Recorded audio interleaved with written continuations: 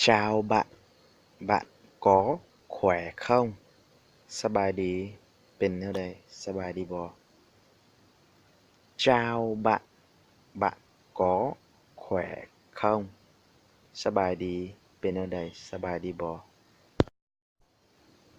Tôi vẫn khỏe, cảm ơn bạn. คอยสบายดี ขอบใจ Tôi vẫn khỏe, cảm ơn bạn. คอยสบายดี ขอบใจ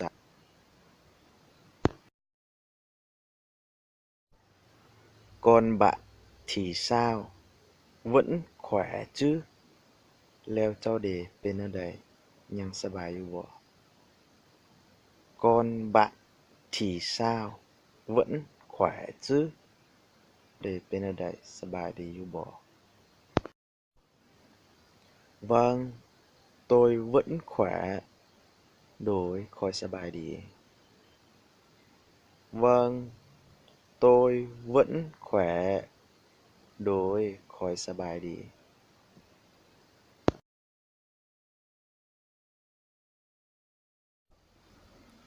Lâu lắm không được gặp nhau nhỉ? โดนแล้วบ่ได้พบกันเนาะ Lâu lắm không được gặp nhau nhỉ? โดนแล้วบ่ได้พบกันเนาะ Vâng, đúng rồi bạn. โดยแม่นแล้ว Vâng, đúng rồi bạn.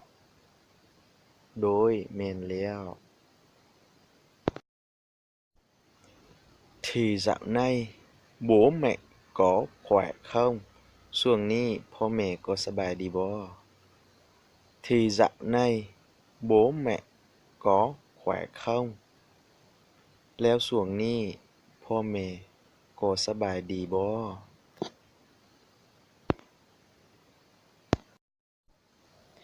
Vâng, chúng họ vẫn ổn. โดยพวกเขาก็สบายดีคือเก่า Vâng, chúng họ vẫn ổn.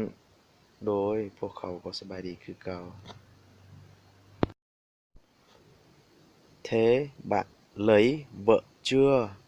แล้วเจ้าเอาเมียแล้วหวา Thế bạn lấy vợ chưa? แล้วเจ้าเอาเมียแล้วหวา Tôi chưa bạn ạ. Còn bạn ข้อยยังบ่เอาแล้วเจ้าเด Tôi chưa bạn ạ. Còn bạn ข้อยยังบ่เอาแล้วเจ้าเด Tôi vẫn chưa lấy. ข้อยยังบ่เอาเทื่อ Tôi vẫn chưa lấy. ข้อยยังบ่เอาเทื่อ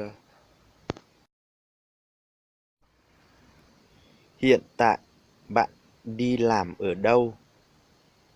แล้วปัจจุบันนี้เจ้าไปเฮ็ดเวียกอยู่ไส Hiện tại bạn đi làm ở đâu? แล้วปัจจุบันนี้เจ้าไปเฮ็ดเวียกอยู่ไส Tôi đang làm ở công ty Samsung tại Hà Nội. ข้อยกำลังเฮ็ดเวียกอยู่บริษัท Samsung ที่นครหลวงฮานอย Tôi đang làm ở công ty Samsung tại Hà Nội. ข้อยกำลังเฮ็ดเวียกอยู่กับบริษัท Samsung ที่นครหลวงฮานอย Để ngày mai gặp lại nhé.